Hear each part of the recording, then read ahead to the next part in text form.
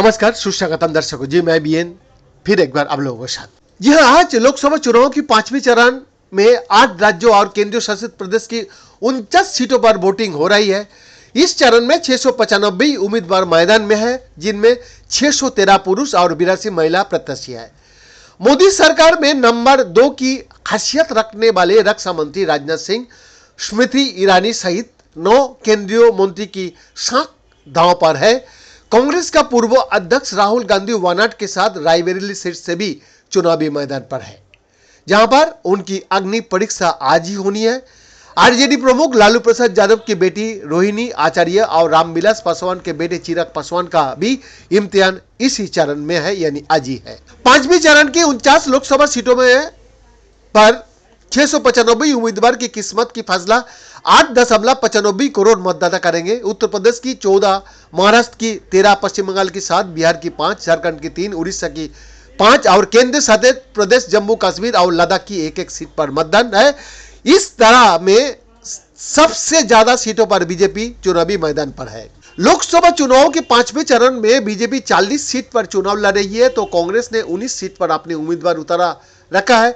सपा ने 10 सीटों पर, तो उद्धव ठाकरे की शिवसेना यूबीटी ने 8 सीटें, टीएमसी ने 7 सीटों पर अपनी उम्मीदवार उतारा है। इसके अलावा महाराष्ट्र की मुख्यमंत्री एकनाथ शिंदे की शिवसेना 6 सीट पर चुनाव लड़ रही है, तो आरजेडी 4 सीट और एआईएमआईएम 4 सीट पर चुनाव लड़ रही है। एलजेपी आर से चिराग पासवान और जेडीयू 1 सीट पर चुनाव लड़ रही है। 5वीं चरण में सबसे ज्यादा प्रतिष्ठा बीजेपी के दांव पर लगी है, क्योंकि 5 साल पहले 65% सीटों वो जीतने में कामयाब रही थी। कांग्रेस महज 1 सीट पर ही सिमट गई थी। उसके सहयोगी दल भी अपना कोई खास असर नहीं दिखा सकी थी। 2019 में इन 49 सीटों में से बीजेपी 32, शिवसेना संयुक्त 9, टीएमसी 4 और बीजेटी 2 सीटें जीतने में कामयाब रही थी। कांग्रेस सिर्फ रायबरेली सीट ही जीत सकी थी। इसके अलावा जेडीयू ने 1, एलजेपी ने 1 और नेशनल कॉन्फ्रेंस ने 1 सीट जीती। बीजेपी के नेतृत्व वाला एनडीए 41 सीटें जीतने में कामयाब रहा था, जबकि यूपीए सिर्फ 2 सीटें ही जीत सकी थी और अन्य को 5 सीटें मिली थी। 2019 के लोकसभा चुनाव में से 2024 का लोकसभा चुनाव अलग है। यूपी में सपा और कांग्रेस मिलकर चुनावी मैदान में उतरी है, तो महाराष्ट्र में शिवसेना और एनसीपी दो धड़ों में बटी हुई है। शिवसेना के एकनाथ शिंदे और एनसीपी के अजित पवार इस बार बीजेपी खेमे का साथ मिलकर चुनावी मैदान में उतर गया है।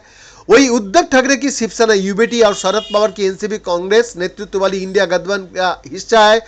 इसी तरह बिहार में भी नीतीश कुमार की जेडीयू एनडीए के साथ है, तो लेफ्ट और आरजेडी कांग्रेस के साथ मिलकर चुनाव लड़ रही है।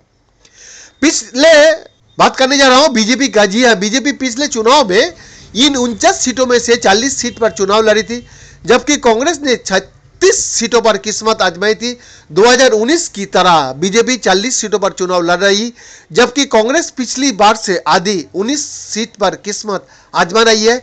सपा पिछली बार से ज्यादा सीटों पर चुनाव लड़ रही है, क्योंकि 2019 में बसपा के साथ गठबंधन था।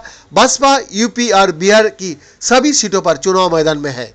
2009 में बीजेपी के पास सिर्फ 6 सीट थी, जबकि कांग्रेस के पास 14 सीट थी। 5 साल के बाद 2014 में चुनाव हुई, बीजेपी बढ़कर 27 पर पहुंच गया और 2019 में 32 सीट हो गया। कांग्रेस 14 सीटों से घटकर 2014 में घटकर 2 सीटों पर आए और 2019 में सिर्फ रायबरेली तक सीमित हो गया था। बीजेपी का सियासी ग्राफ तेजी से बढ़ा है, जबकि कांग्रेस लगातार कमजोर होता गया। बीएन का एक्सक्लूसिव रिपोर्ट।